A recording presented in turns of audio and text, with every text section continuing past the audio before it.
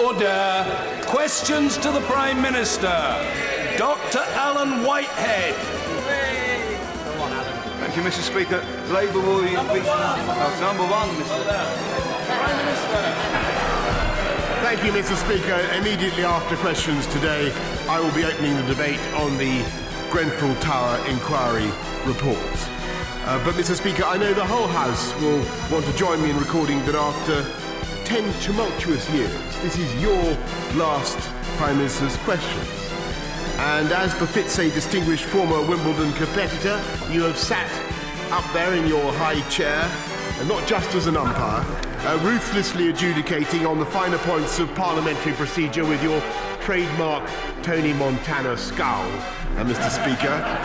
Not just as a commentator, offering your own opinions on the rallies you are watching, sometimes acerbic and sometimes kindly, but above all as a player in your own right, peppering every part of the chamber with your own thoughts and opinions, like some tennis ball machine, some uncontrollable tennis ball machine, Mr. Speaker, delivering a series of literally unplayable, unreturnable, formally unreturnable volleys and smashes. And although we may disagree about some of the legislative innovations that you have favoured, there is no doubt in my mind that you have been a great servant of this Parliament and of this House of Commons. You have modernised, you have widened access, you have cared for the needs of those with disabilities, and you have cared so deeply for the rights of backbenchers that you've done more than anyone since Stephen Hawking to stretch time in this particular session.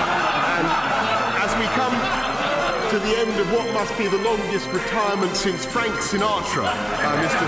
Speaker, I'm sure the whole House will want to join me in thanking you and hoping that you enjoy in your retirement the soothing medicament that you have so often prescribed for the rest of us. And I know members from across the House will want to join me in wishing the England rugby team the very best for the final in the World Cup on Saturday. Mr. Speaker, this morning I had meetings with ministerial colleagues and others in addition to my duties in the House, and I shall have further such meetings later today. Dr. Alan Whitehead.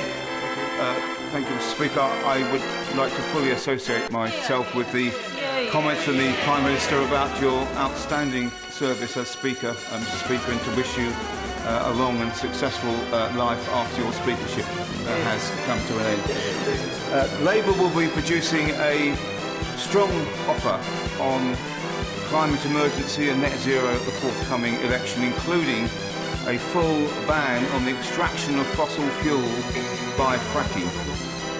What chance does the Prime Minister think he has of matching this offer, particularly in light of the news that the Conservative manifesto is going to be written by a lobbyist for the fracking industry?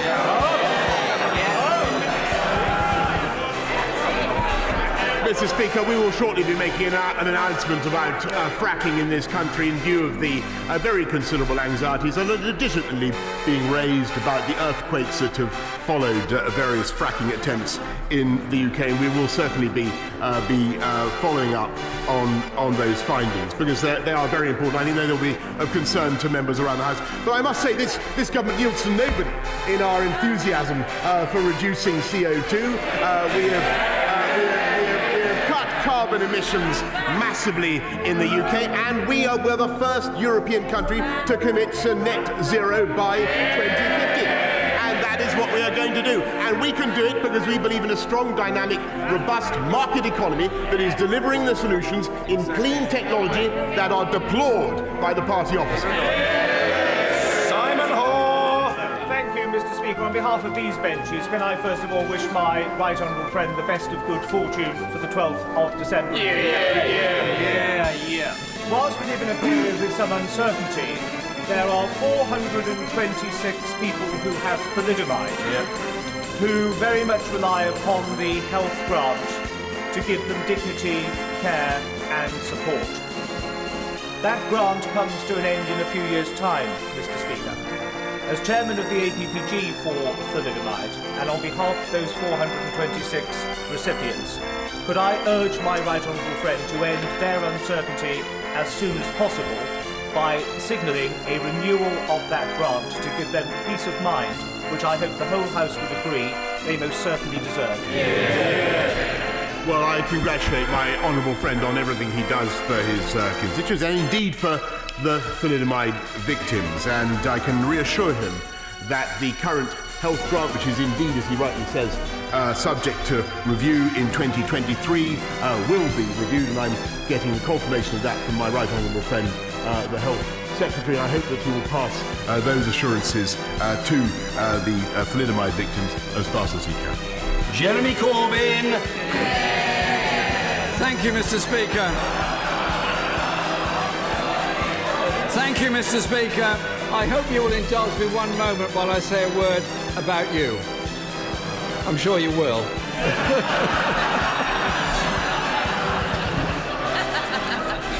I want to thank you, Mr. Speaker, for the way that you've used your speakership in the decade-long tenure you've had.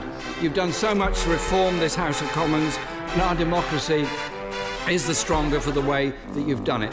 You have served for 10 years, you've given real power to backbenchers, vastly expanded the use of urgent questions, which has been overwhelmingly popular with all government ministers, and opened up the number of emergency debates, which is even more popular with even more government ministers.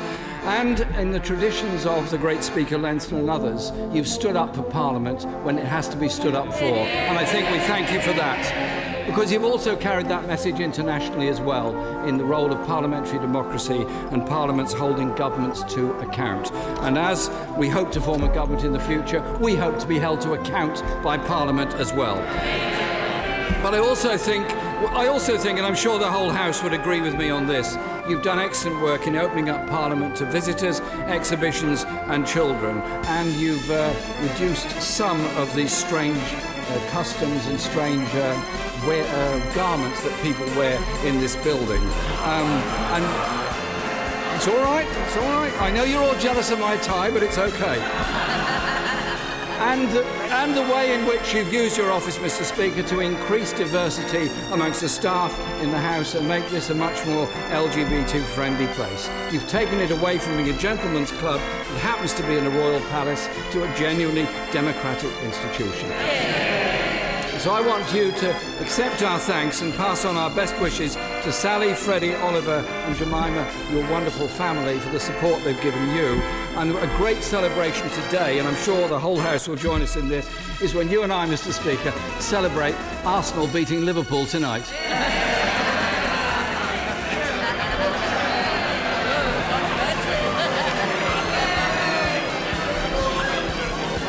The Labour Party loves a debate and loves a bit of banter. Mr. Speaker, the Prime Minister's planned sell-out deal with Donald Trump means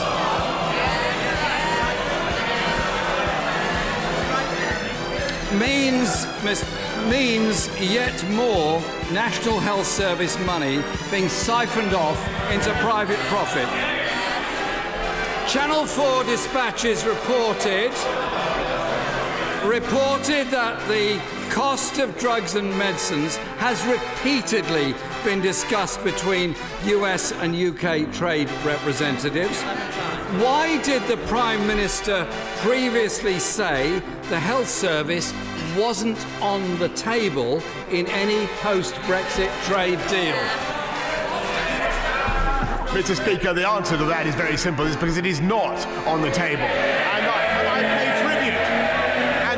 And by the way, I pay tribute to the officials of the NHS who have just done a brilliant job in reducing the cost of Orkambi so that cystic fibrosis, made in America, by the way, so that cystic fibrosis sufferers in this country get the treatment they need at a cost that is reasonable to the taxpayers of this country. And if he wants to know how the people of this country are able to afford the stupendous investments that we're now making in the NHS, £34 billion, the biggest ever investment in the NHS, 40 new hospitals that we are building as a result of the decisions that we are taking.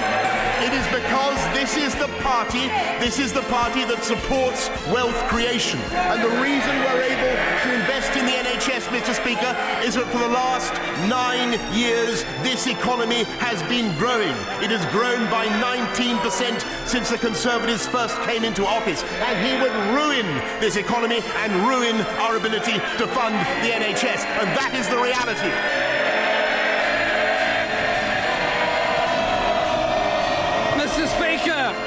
Mr. Speaker, we all welcome the fact that a Canby will now be able to be provided in this country under the NHS, and we thank those that campaigned for it. The shame is that we're not told what the deal is with the company concerned.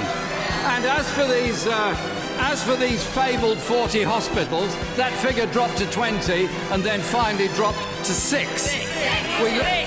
Mr. Speaker, we learned this week that government officials have met US pharmaceutical companies 5 times as part of the Prime Minister's planned trade detail. The US has called for full market access to our NHS, which would mean prices of some of our most important medicines increasing by up to 7-fold. Mr. Speaker, whilst the government is having secret meetings with US corporations, it's patients here that continue to suffer. Can the Prime Minister explain why the number of people waiting longer for urgent cancer treatment has tripled over the last 9 years? Mr. Speaker, as he knows very well, this government is investing £34 billion into the NHS.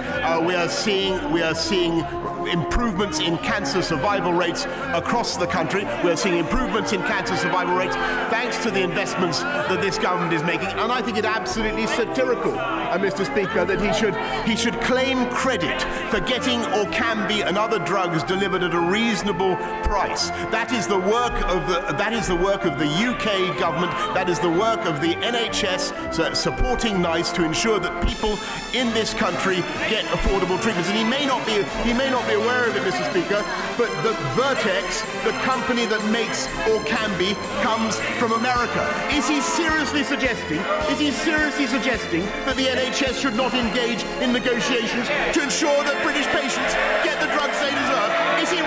Is he so phobic? Is he so phobic of American companies that he would forbid them for having those discussions? Mr. Speaker, not for the first time, the Prime Minister's talking nonsense. Of course we need to import medicines from various places. I just want it to be done in an open and transparent way. I don't want secret talks between government officials on behalf of ministers with big pharma corporations in the USA. And last year, Mr. Speaker, 34,000 cancer patients waited more than 2 months for treatment. And whilst early detection is obviously very important, the longer people wait, the less chance there is of survival from cancer. The Prime Minister knows that, I know that, the whole world knows that. Why can't he get it and put the necessary resources into the NHS to cut the waiting time?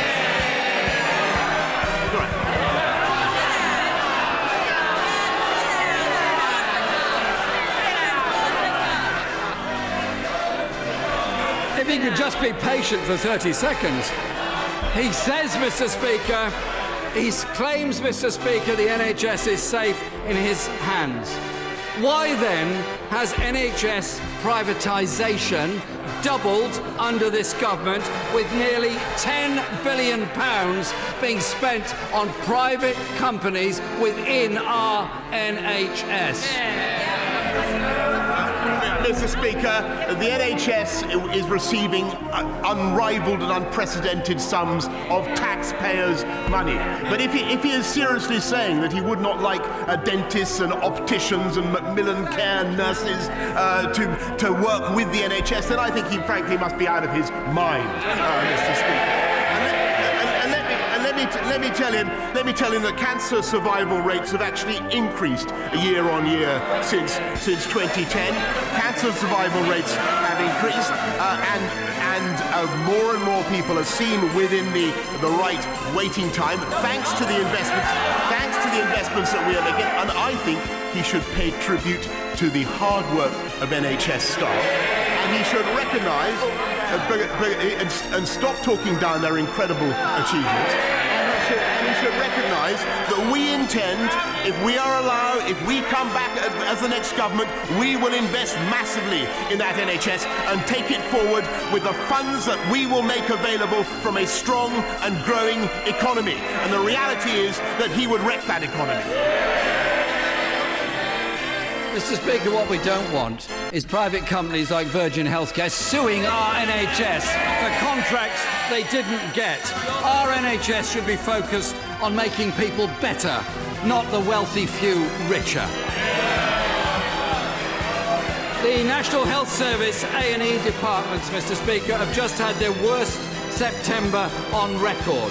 This morning, the Royal College of Emergency Medicine says this winter the NHS needs over 4,000 extra beds.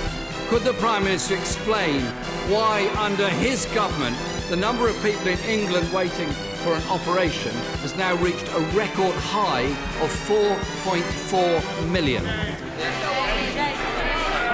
Mr. Speaker, there's a reason why more people are receiving NHS care, and that is because the NHS is working harder and achieving more than ever before. And if he wants to look at what Labour, if the House wants to look at what Labour would be like in office, look at their performance in, well, by the way, I should say the SNP government that negotiated a much higher price for, or can be, it occurs to me, in Scotland. They did.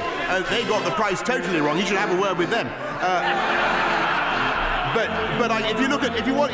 If the people of this country want a horrific foretaste of what life would be like under a Labour-run NHS, look at the NHS in Wales, where all health targets are routinely missed. The A&E waiting target hasn't been met since 2008. Inpatient outpatients have been met since August 2010. Urgent cancer treatment. He talks about cancer treatment, Mr. Speaker. It hasn't been met since June 2008. That is how Labour runs the NHS, Mr. Speaker. I'm surprised he can keep a straight face saying that while his government has cut so much from the Welsh Government's budget. And from a government that's cut 15,000 beds out of the NHS, that has cut $7 billion from social care, I don't know how he's got the brass neck to say what he just said. The reality is, Mr. Speaker, his words are hollow. Anyone who's tried to get a GP appointment, who sees how overworked our NHS staff are when they visit a hospital, and the stress NHS staff go through when they can't deal with all the patients that are coming in, he needs to think about this. I'll give an example. A lady called Gillian wrote to me this week. Yes, it's a real case of a real person. And I will quote her letter if I may, Mr. Speaker. Gillian says, "My mother died in February as a direct result of the GP shortage in the UK. Her last years were marred by long waits for treatments and for interventions. Whenever she got care, it was given by overstretched but very dedicated people. But it always came after painful and debilitating delays." Why should that happen to Gillian's mum or anybody else's mum? The problem is the shortage of GPs, the shortage of nurses, and the excessive waiting time for people with very difficult conditions and deep pain. They should be sympathised with and supported. Well, Mr. Speaker, I can certainly say that we will deal with his constituent Gillian's concerns, but I can tell him that there are 17,300 more doctors and over 17,000 more nurses on our wards since 2010. And I think, frankly, Mr. Speaker, it is time to differentiate between the politics of protest and the politics of leadership. And he should apologise, Mr. Speaker, for continually striking attitudes that I do not think are in the interest of the... It's all very easy to be an Islingtonian protester and say that you side with Russia over what happened in Salisbury, or to say that you have a £196 billion programme of renationalisation, or continually to flip-flop one way or the other, now leave, now remain, refusing to respect the verdict of the people in the referendum on the EU. Leadership means standing up for the people of this country, standing up for our police, standing up for our NHS, making sure that it gets the funding that it needs, and standing up for our economy and for our wealth creators. And above all, it means getting Brexit done and ending the dither and the delay. The time for protest is over, Mr. Speaker. It's time for leadership, and that is what this government provides. Mr. Speaker, coming from a Prime Minister who withdrew his own bill, it seems a bit odd. My question, Mr. Speaker, was about somebody whose mother had died, and she believes that's because of the shortage of staff within the NHS. I would have hoped the Prime Minister would have tried to show some empathy and answer that question.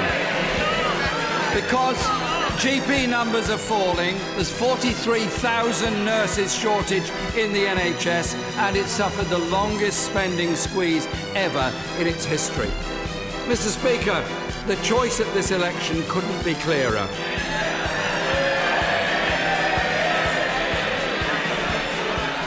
People have a chance to vote for real change after years of Conservative and Lib Dem cuts. Privatisation and tax handouts for the richest. This government that's put our NHS into crisis. This election is a once-in-a-generation chance to end privatisation in our NHS, give it the funding it needs, and give it the doctors, the nurses, the GPs and all the other staff that it needs. Despite the Prime Minister's denials, our NHS is up for grabs by US corporations in a Trump-style trade deal.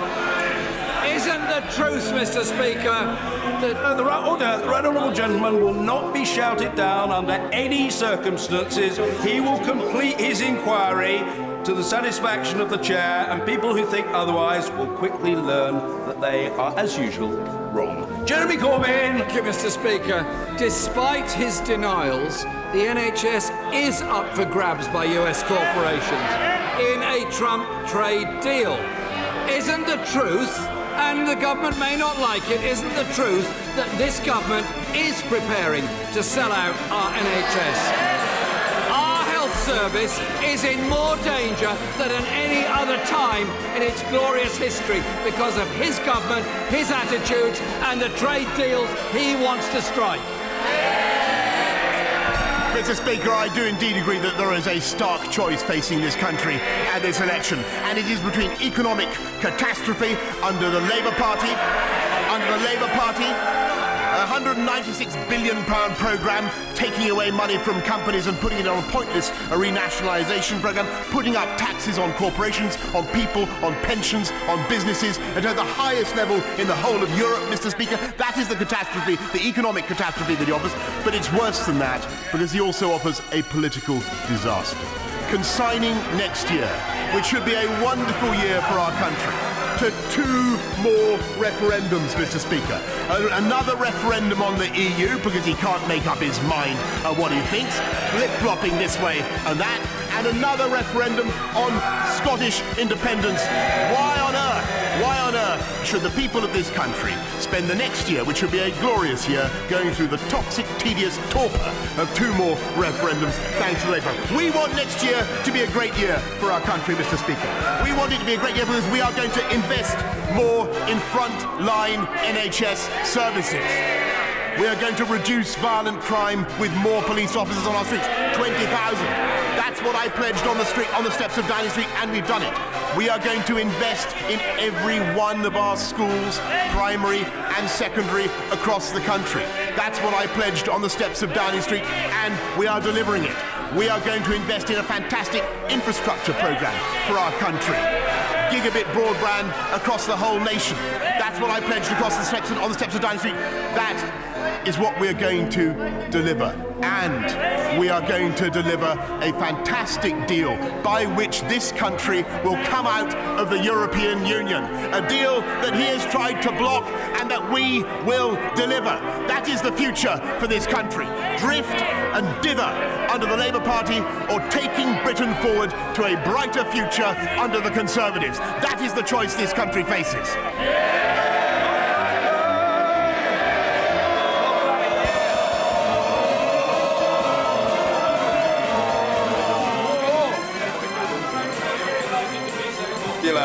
Mr. Blackman. Speaker, for more than 30 years, the Royal National Orthopaedic Hospital in Stanmore was promised a rebuild. Under a Conservative government, we have the first phase of those medical facilities to match the world-class treatment provided by the medical team there. However, we have two problems. One is that the next phase is caught up in NHS bureaucracy, and sadly, two eminent non-executive directors have been dismissed from the board. Can my right honourable friend sweep away this NHS bureaucracy so we can provide the medical facilities that are required, and also order an investigation as to why the non-executive directors have been removed by the board by NHS London?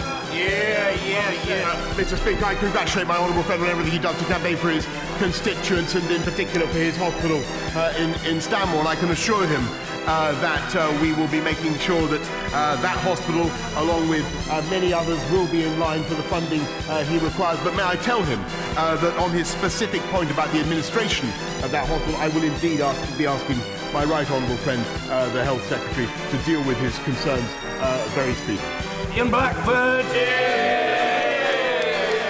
Thank you, Mr. Speaker. And can I, on behalf of those of us on these benches, wish you all the best for your impending retirement, and salute you, sir, for the way that you have stood up for the democracy of this House in order at this time of crisis that we hold the government to account. We trust that you enjoy your many passions in retirement. You'll always be welcome up in Scotland, and if you need to visit a football team as an antidote to Arsenal, you'll always be welcome at Easter Road to see the mighty development. And let me, Mr. Speaker, wish England all the best for the rugby on Saturday. Mr. Speaker, this Prime Minister's extreme Brexit will take a wrecking ball to the economy and cost Scotland and the United Kingdom up to £70 billion a year. You know, Mr. Speaker, we can talk about the impact of Brexit and they howl and complain because they know the reality that it's going to damage people's lives. Isn't it the truth, Prime Minister is willing to throw Scotland under his big red bus to deliver his Brexit, no matter what the cost?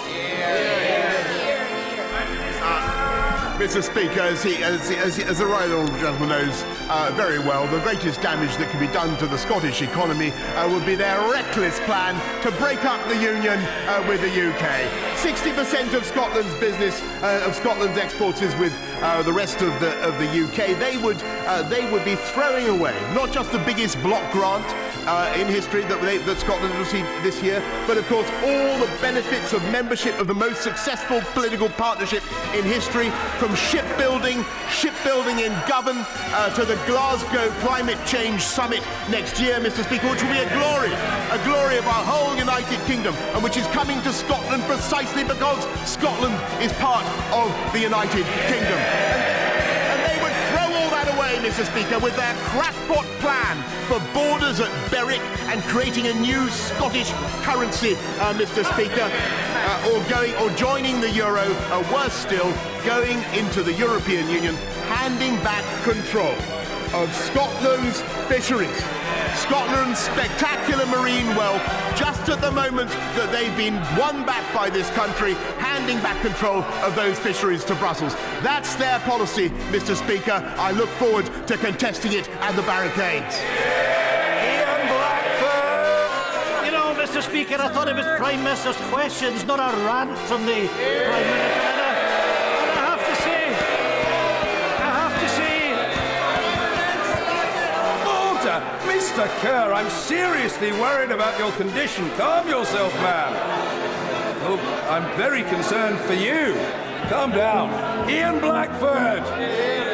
Well, I certainly wish Mr. Grant all the best for his future, because he's not coming back like so many of the Scottish Conservatives. And, you know, we hear that the Prime Minister's going to be coming up to Scotland in the election campaign. Can I tell the Prime Minister he's welcome, because each time he comes to Scotland he drives SNP supporters. Mr. Speaker, Scotland didn't vote for Brexit, and we won't have it forced upon us. Isn't it clear that the Scottish National Party is the only party standing up for Scotland's interests and respecting our democratic decision to remain in the European Union? Mr. Speaker, this coming election will be one of the most important in Scotland's history. Only a vote for the SNP can secure the escape route for Scotland away from this Brexit mess, from the chaos of Westminster, the austerity of the Tories, and to protect Scotland's right to choose our own future as an independent country in Europe. Well, Mr. Speaker, I'm sorry if I seem to rant at the right honourable gentleman, but if I may say, Mr. Speaker, he does rant quite a lot about independence for Scotland, and he bangs on about it endlessly. Why does he go on about Scottish independence so much? It's because he wants to conceal what the SNP government is actually doing in Scotland, Mr. Speaker, and they are wrecking, and they are diabolical for the Scottish economy. They have the highest taxes in the UK. They're not running either health or education well. That is why they're so monomaniacal about independence and smashing the union, Mr. Speaker. And actually, when I look at the good things that are happening in Scotland, and there are some wonderful things happening, it is very often thanks to Scottish Conservatives who are delivering £200 million, Mr. Speaker, for Scottish farmers, all thanks to the intercessions of Scottish Conservatives, the biggest ever block grant from London to Scotland, Mr. Speaker. And, of course, it is Scottish Conservatives who can be relied upon, unlike any other party in Scotland, unlike Labour, unlike the SNP, to keep the union together. The most successful political partnership in history. The House must calm itself. The truth is that one person's rant is another person's stream of passionate and uninterrupted eloquence. Mr. Nigel Evans. Thank you, Mr. Speaker. As your former Deputy Speaker, can I say that nobody has sat in that chair who has done more to defend and promote the rights of LGBTI people in this country and throughout the world, and when so many people live in fear of being born the way they are. I salute you. Thank you. Prime Minister, the Guardian newspaper last week reported that the largest number of happiest people live in the Ribble Valley. And I believe you have the capacity to make them happier. Will you ensure that of the 153 extra police that are coming to Lancashire, Ribble Valley gets its fair share? That we get our fair share of rural funding for health services like the Slaveburn Health Centre, and we get equal funding per pupil in our schools? And finally, will he ensure that for the 57% who voted Brexit and for the almost 100% who believe in democracy, that after the general election, when he's Prime Minister, he will deliver the Brexit people voted for? Well, Mr. Speaker, I can certainly give him an assurance on the second point, and the only way to deliver a great Brexit is to vote for this party and for this government. And I can make him even happier still by pointing out that not only the 153 is just the first wave, Mr. Speaker, for Ribble Valley, and part of the 20,000 more police that we'll be putting on the streets of this country. Jess Phillips. Thank you, Mr. Speaker. I have never known this place without you here, and I think it will be. Well, it's going to be different. It's a delight to see your children here watching today, because I know that while you have a responsibility to Parliament, that you take your responsibilities as a parent incredibly seriously also. And now to the Prime Minister.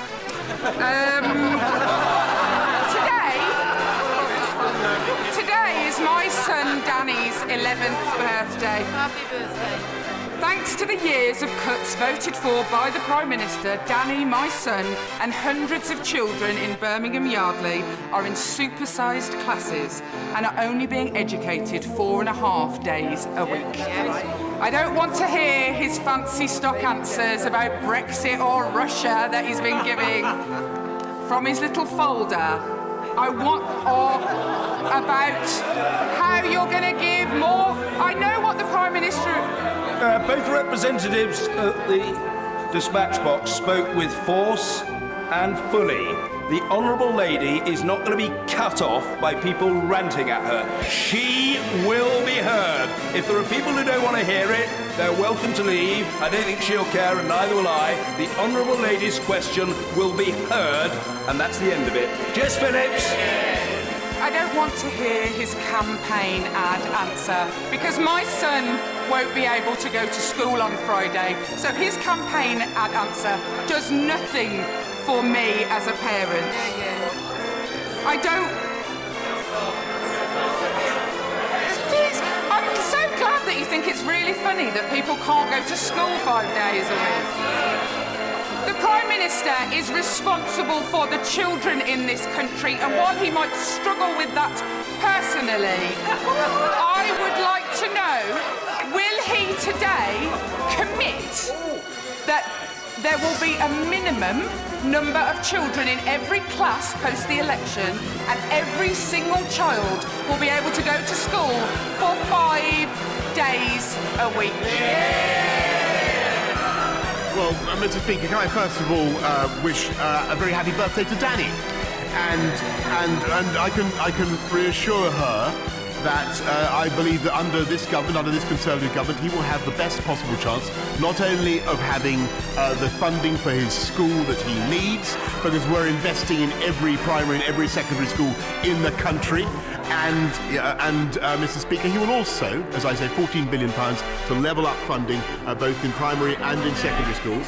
And, Mr. Speaker, I believe that Danny will have a better chance of a great job under this government, and look at what we've achieved already. Record employment under this government, and a better chance of being able to find eventually his own home. So Danny has a great future under this government, Mr. Speaker, and I hope she'll reassure him on that point. John Lamont. Thank you very much, Mr. Speaker. In Scotland, Nicola Sturgeon and the SNP are letting down our wonderful NHS staff and the patients they look after. Waiting time targets have been missed, capital investment has been slashed, and there's a £1 billion maintenance backlog. Does the Prime Minister agree with me that rather than obsessing about independent referendums, Nicola Sturgeon should end her neglect of Scotland's NHS? Mr. Speaker, I congratulate my honourable friend on everything that he does for his constituency in Berwickshire. He's absolutely right. And that is why, as I said earlier, that is why they rant, to use his own word. That is why they rant so incessantly about independence, because they wish to distract, they wish to dead cat, as the saying goes, from the lamentable failures of the SNP government in Scotland. And he's entirely right. If this goes on, I think that the SNP will forfeit all right to manage the NHS in Scotland. Ronnie Cowan. Thank you very much, Mr. Speaker. Fireworks and politics can be entertaining. Unfortunately, fireworks of explosive types can cause great distress to people, pets and livestock. The SNP has got his government on a 14-week consultation and received over 16,000 responses. 94% of respondents said they would welcome increased controls on the sale of fireworks. Relevant legislation covers consumer protection and explosives, environmental law and animal welfare law.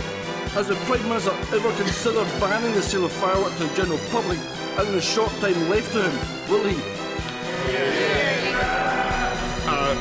Mr. Speaker, I think it's important to strike a balance, and people should be allowed to celebrate Guy Fawkes Night and other occasions with fireworks, but he's plainly right that they are very disturbing for animals. I know that my right honourable friend, the Business Secretary, is looking at this very matter. I just point out that on animal welfare, it may interest him to know there are measures we will be able to implement as a result of Brexit, such as banning sow farrowing crates, for instance, which I think is a great concern to our constituents, banning the live export of animals that we would not otherwise be able to do. And that is one of the reasons why we need to get Brexit done and take this country forward.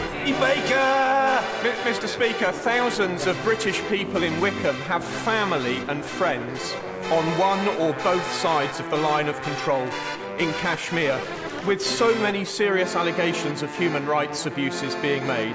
Does the government accept that this is not merely some foreign policy issue to be dealt with by others, but that it is an issue of the most immediate and profound concern in Wickham and in towns across the UK? I thank my honourable friend, and he's absolutely right that this matters very much not just to him and to his constituents, but the welfare of communities in Kashmir is of profound concern to the UK government.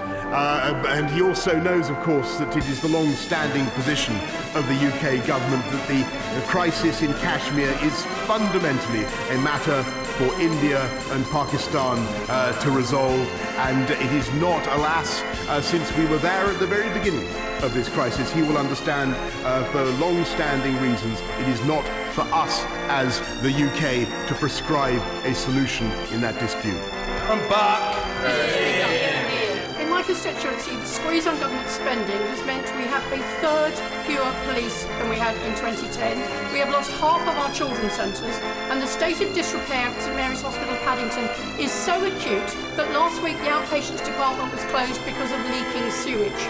How then can the Prime Minister justify squandering £2 billion of public money on no-deal Brexit preparations, following his feeble pledge to exit the EU tomorrow, do or die? Mr. Speaker, I might ask her how she can justify spending another £1 billion per month by this country on delaying our exit from the European Union, which is what she voted for, Mr. Speaker. And I might remind her that under this government we are spending £225 million more per year on policing in London than there was the case when I was Mayor of London, Mr. Speaker. She might ask her friend, the Mayor of London, what he's doing with that money and why he can't do better, because frankly his record on policing in London is utterly shameful, and she should be holding him to account. William Bragg! Thank you very much, Mr. Speaker. I welcome the significant additional investment in Stockport schools, thanks to the Prime Minister's work. Will my right honourable friend, the Prime Minister, congratulate the excellent schools in my constituency and pledge further resources so that they can continue to deliver an excellent education for our young people? Mr. Speaker, I'd be very happy to congratulate Warren Wood and Norbury Hall schools, which I believe is the alma mater of my honourable friend, and to confirm what I think he knows and what the whole House knows, that those schools and every other school in the country is getting £14 billion more to level up funding for every pupil in this country. That is possible because of the policies pursued by our one-nation Conservative government, and it will be ruined by the Labour opposition. Cunningham!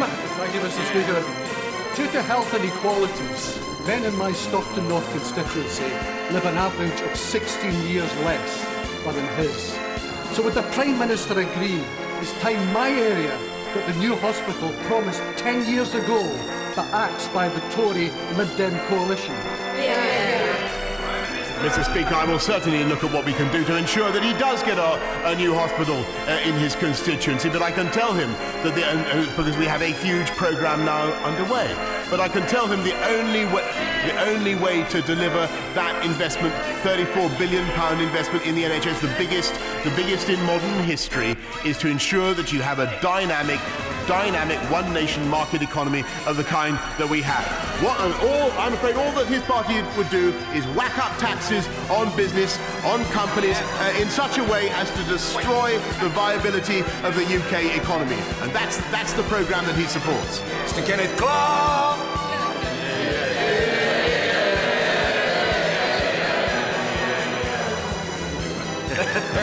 Mr. Speaker, may I take the occasion of your last Prime Minister's questions and mine to join in the tributes to your own role in the chair During your decade, there have been unprecedented attempts, really, to try to, at times, increase the power of the executive at the expense of this Parliament, and you have been very formidable in maintaining the duty of government to be accountable to this House. I trust your successor will try to live up to a very considerable achievement. And to show that a veteran MP can still look to the future, even one who is retiring from the House, can I ask my right honourable friend to give me some clarity on what he will seek to achieve if by chance he wins this unpredictable general election by way of the permanent relationship that he will have to negotiate between the EU and the United Kingdom as an ex-member. In the years of negotiation that he will have to undertake, will he seek to ensure that we maintain trade and flows of investment between the whole of the United Kingdom and the European Union that are free of tariffs, free of custom controls, and largely free of regulatory distinctions, indeed as near as possible to the single market and the customs union that we're in. Because just talking about a free trade agreement is an extremely vague aspiration and covers a wide range of possibilities. So can he demonstrate he really is a liberal free trader at heart? Indeed, Mr. Speaker, and as he knows, the advantage of the partnership that we will build is that not only will we have zero tariff, as I'm sure they will, if the talks go well, we'll have zero tariff, zero quota arrangement with our European friends and partners, but we will also, under the current deal, which is a fantastic deal, we will be able to do free trade deals around the world, Mr. Speaker. And there will be many ways in which, of course, we will stay very close with our European friends and partners, many ways in which we'll stay close, but there will also be important ways in which we may seek to do things differently and better. I've already mentioned animal welfare. I might mention tax breaks for new technology. I might mention cutting VAT on sanitary products. I might mention free ports, Mr. Speaker. There are all sorts of ways. I might mention different regulation on biotechnology or many of the areas in which this country now leads the world. That is the opportunity for our country to do a great free trade deal with our European friends and partners of a kind of which I'm sure my right honourable friend would thoroughly approve, but also to be a champion for free trade around the world. And that is what we're going to do. As the Father of the House leaves this place after 49 years without interruption, I, for one, want to salute him. The Right Honourable and Learned Gentleman is one of the most popular and respected politicians in our country. For his service to this place, for his service to his constituents, and for his service to our country, he deserves the warmest appreciation. For my part, I thank him for his support and friendship over decades. The Right Honourable and Learned Gentleman, as I think most sensible people know whether they agree with him or not, is a great man. Mr. Jonathan Reynolds.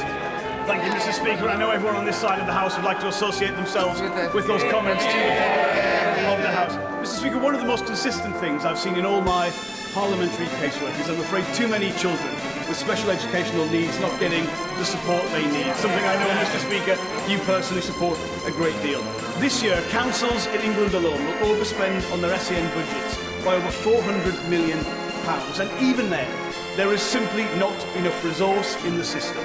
So, Prime Minister, how could any government like yours justify going ahead with cutting corporation tax to 18% when children with the greatest needs in this country are simply not getting what they should? Prime Minister!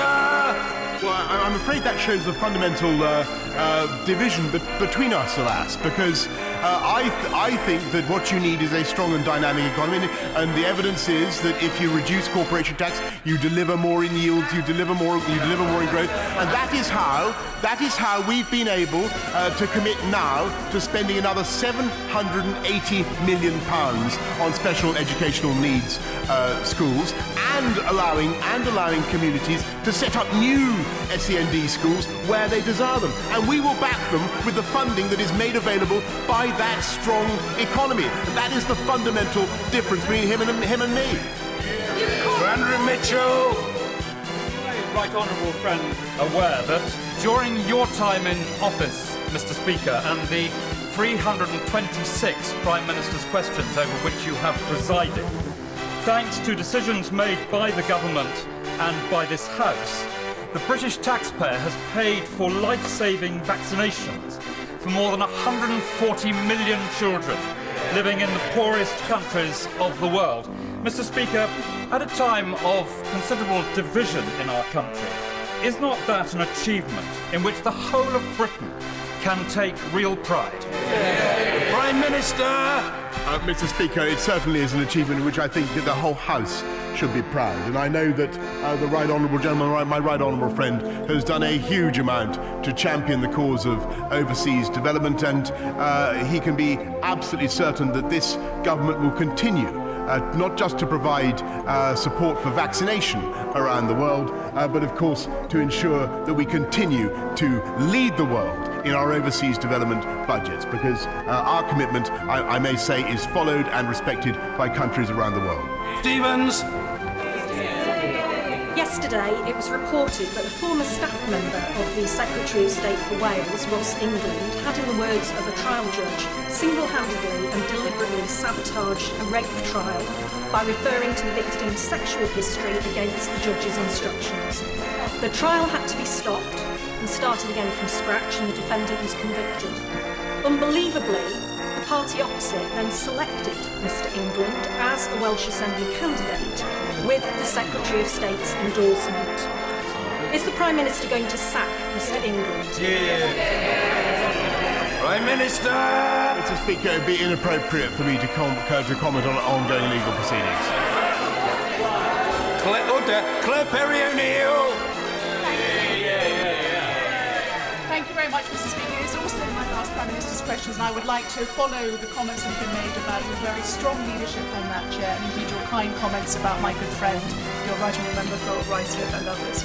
I would also like, if I may, take this opportunity to thank the staff of this place, particularly those in the library, the catering department, the doorkeepers who do so much to keep us hale and hearty.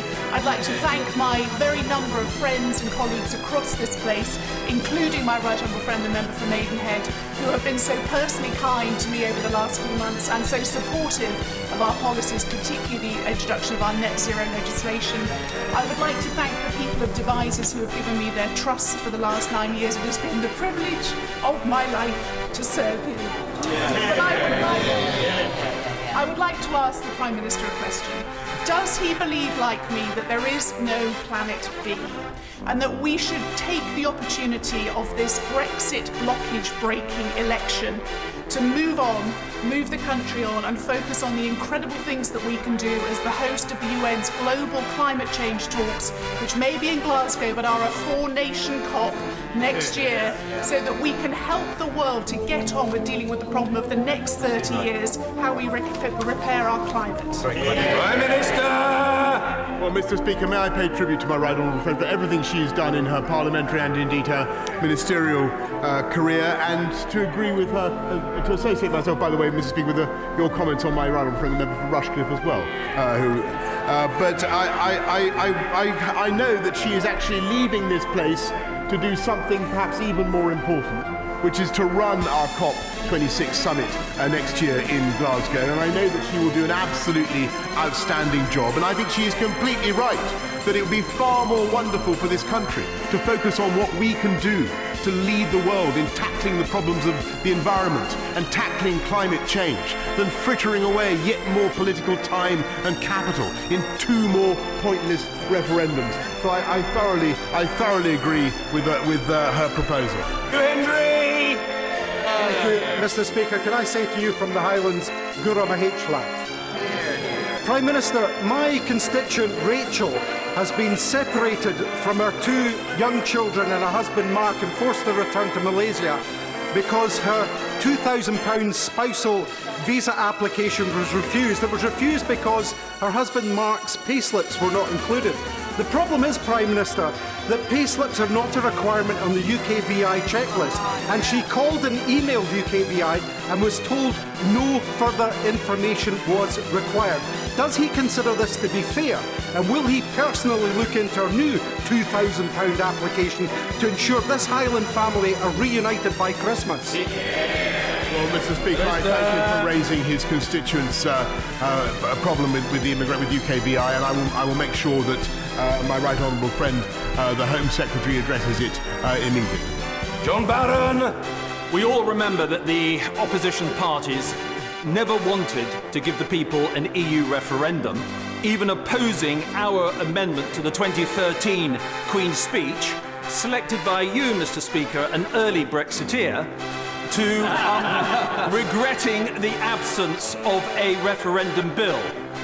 Given that they've done everything they can to delay our departure, may I urge the Prime Minister, as we head into Christmas, whatever their antics, that he leads a positive, decent, one nation campaign, a stronger economy to help those less fortunate, which addresses the divisions in our country, and we wish him well. Well, Mr. Speaker, I thank my right honourable friend for putting it so succinctly and so well. That is exactly what we want. I think it's what the people of this country want. They want to get Brexit done, and they want to move forward with a one-nation agenda to unite this country, level up across the country with better education, better infrastructure, and fantastic new technology. That is our agenda. Their agenda is for years more of political dither, delay and division. Angus Brendan McNeill! I believe, Mr. Speaker, Angus Gamaich live as well from the Hillingen in year. Mr. Speaker, with Scotland's changing status in Europe since 2014, why will the Prime Minister not agree to a Section 30? Why has he so far refused a Section 30 as a route to enable an independence referendum for Scotland?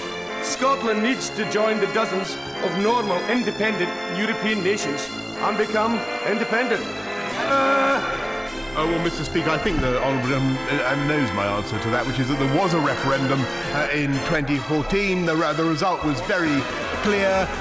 People were promised that it would be a once-in-a-generation referendum, and I don't think that we should break that promise. Hugh Merriman! Thank you very much, Mr. Speaker. It's a pleasure to see you in your Arsenal tie. I've worn mine as well. For two reasons. I'm sorry the Leader of the Opposition has not worn his own. Mr. Speaker, before I go on and ask the Prime Minister a question, can I thank you not just for giving me a voice in this place, but for giving representation to my family and those I grew up in Buckingham that you have served so well as their local MP. They have asked me to pass on that you'll be missed dearly by them.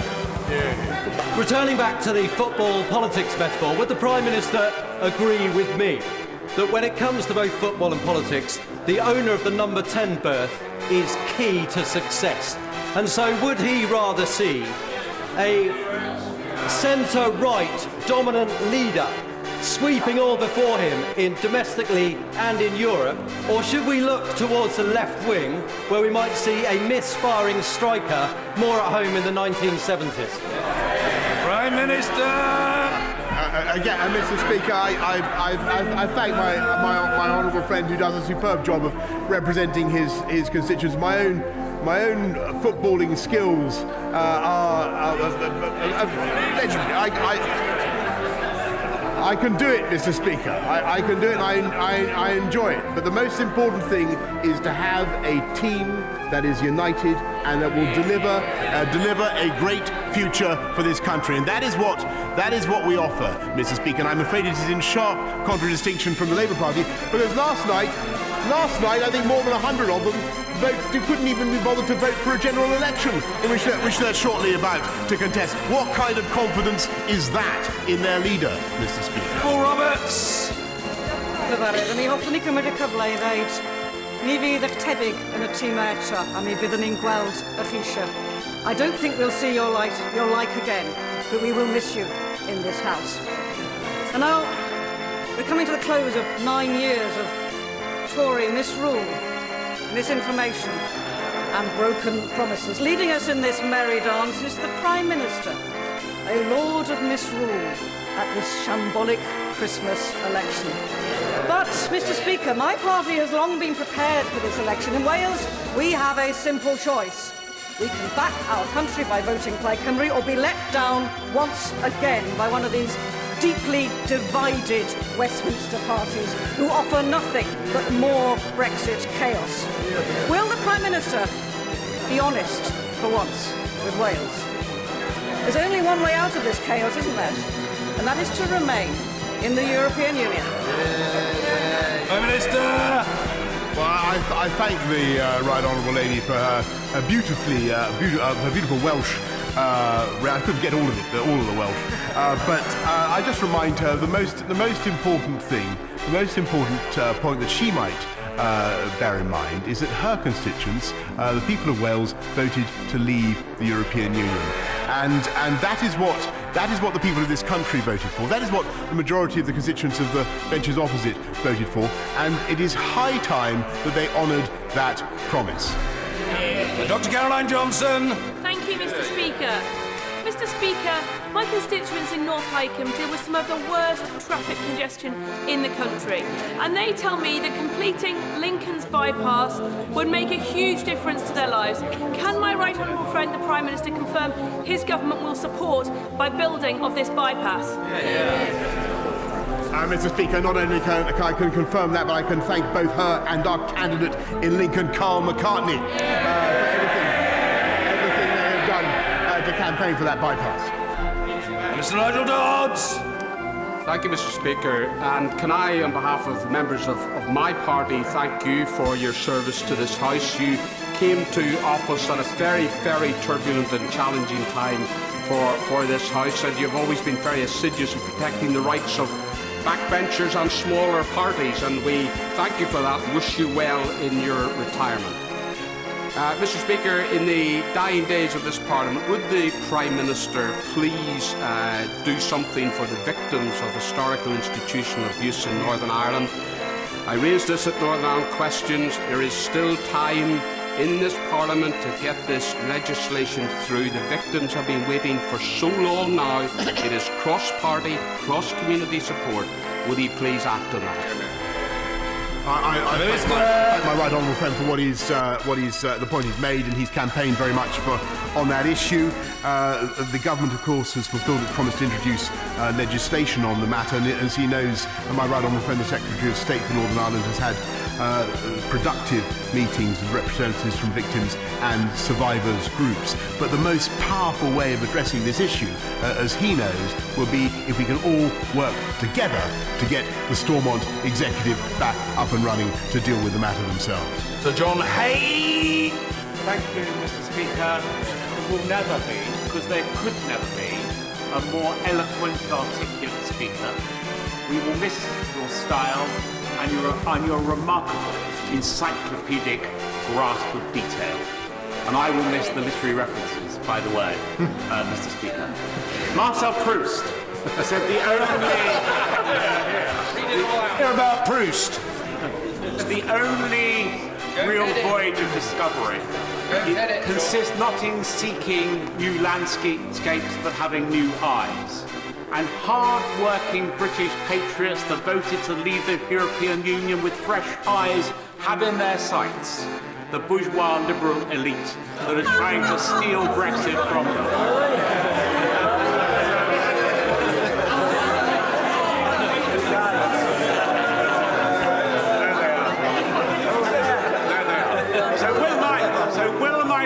Right honourable friend, as he broadcasts on the wireless and elsewhere, and actually meets people in real life too, in the coming days and weeks, simply evangelise this plain and straightforward message. Back Brexit, back Britain, back Boris. There is only one way to take this country forward, and that is to get Brexit done. And I can tell him he is a doughty campaigner for people in his constituency and across the country. And if our government is returned, as I hope it will be, and I will work very hard to ensure that it is, the people of this country will be seeing record investment in their NHS. they'll be seeing improvements in their wages through the biggest expansion of the living wage in memory. And they will be seeing reductions in the cost of living, because it is one nation Conservative policies that can be relied on to take this country forward. And it is that party that would take us backwards. Jay Swinson. Thank you, Mr. Speaker. And from the Liberal Democrat benches, can we wish you well and congratulate you on a decade, particularly as a modernising speaker. From topicality of debates to promoting diversity within the staff of the House, to reforms to support parents through our MPs, you have helped to drag this institution out of the past so that it can face the future. At this general election, voters deserve better than a choice between the two tired old parties. And in the TV debates, people deserve to hear from a leader who wants to stop Brexit and build a better future. So will the Prime Minister commit today to take part in those three-way debates? Or is he going to run scared of debating a girly swat? Prime Minister! Mr. Speaker, I think what the people of this country want is their promises kept, and I'm not disposed to believe in the promises of the Liberal Democrats when their leaflets in London say they want to revoke the result of the referendum. Their leaflets in the southwest of the country don't mention Brexit at all, Mr. Speaker. That's the Liberal. What they stand for, that's the bunch of hypocrites, a lot of them. They stand for nothing but a policy of dither and delay and indecision, and to take this country forward, with fantastic environmental policies, fantastic policies on education of a kind that I think will appeal to all her constituents. She should join this party, vote for this government, and support us at the general election. Jack LaPresti! Thank you, Mr. Speaker. If I may, could I join with the tributes from across the House to your service and your speakership? Even though our 30-year friendship notwithstanding, I happen to agree with everything you've done recently, but I've been a big supporter of yours in the chair. You've been a champion of backbenchers, and you've allowed the Chamber to hold the Executive to account and enabled it in a very good way. And can I just say the best of luck and good wishes to you and your family. Could I, when my right honourable friend was standing for the leadership of our great party, he spoke about ending the witch hunt of our Northern Ireland veterans. Yeah. He said we need to end unfair trials of people who served Queen and country. He said the persecution of veterans facing historical allegations over troubles in Northern Ireland has got to stop. Now, given that there was nothing in the Queen's speech, can he give a clear manifesto undertaking that if he's re-elected as Prime Minister with a Conservative government, he will bring forward legislation as quickly as possible to end this awful injustice? Yes, Mr. Speaker, and I thank my honourable friend for everything he has done to campaign on that issue. As he knows, the consultation on the new legislation was only concluded a few days ago. And I can certainly give him the reassurance that we will be bringing forward legislation to ensure that there are no unfair prosecutions of people who serve this country faithfully and well when there is no new evidence being provided. The Prime Minister said at the start that I had demonstrated that I was stretching time, and I wouldn't want to disappoint him. Two final contributions from colleagues who I know are leaving the House. Mr. Ronnie Campbell. Thank you, Mr. Speaker. Mr. Speaker, I've been in this Parliament for 32 years, and I've seen many speakers in the chair, and I must say, you've been the best. And as we say in the North East, I'm not quite good up in the language of the Welsh, but you're a canny laddie. And can I ask the Prime Minister, the Waspy women were given a bad deal in their pensions. Can the Prime Minister, or has the Prime Minister, got any plans to put that wrong right? Prime Minister! Well, first of all, Mr. Speaker, can I pay tribute also to the honourable gentleman as he leaves this House, and indeed to again repeat my congratulations to all honourable members who are standing down on the service they have given. On the specific issue that he raises of the Waspy women, as he knows, it is a very difficult issue and very highly emotionally charged. We have done our best to try to satisfy that group, and another £1 billion has, I think, been allocated to the support of WASPy pensioners. But I would just remind honourable members opposite who are chuntering at me that under the Labour Party, I seem to remember that female pensions went up by 75p. That was their approach to pensions rights for women. We are, and Mr. Speaker, we are indeed looking at what more we can do to satisfy that issue, but it is, as he knows, a very difficult issue. Mr. Richard Benyon. Thank you, Mr. Speaker. Can I wish you well? And can I add to the plaudits that have been made to you by thanking you for the way you've represented my father's old constituents of Buckingham. I know you've been assiduous in that. Many years ago, the Prime Minister was campaigning in Newbury to help get me elected. And he was asked by the Newbury Weekly News whether there was any chance of him becoming Prime Minister. And he said he thought there was more chance of being decapitated by a frisbee. Okay. Can I say that I take great delight, and will continue to take great delight, that he has defied those odds. If he can commit to me here today to continue this country's bold ambition on ocean conservation, where we are a world leader. Prime Minister! I thank my right honourable friend for all the service he has given this government and this country, and he has. I remember vividly campaigning with him actually on one occasion when we were interrupted by a dog show. I seem to remember. But he has also done particularly important work in conserving oceans, and he has helped to ensure that this country has global leadership in establishing marine conservation areas around the planet. This country, as you know, Mr. Speaker, protects one of the vastest expanses of the oceans of any country on Earth. And it is thanks to the work of my right honourable friend that we have put that issue at the forefront of our politics, protecting marine life, protecting not just the fish, but of course the penguins as well. And as you will know, a third of the world's emperor penguins are British, Mr. Speaker. And he has done a signal job. He has done a signal job, Mr. Speaker, of protecting those penguins, and I thank him for it. Order!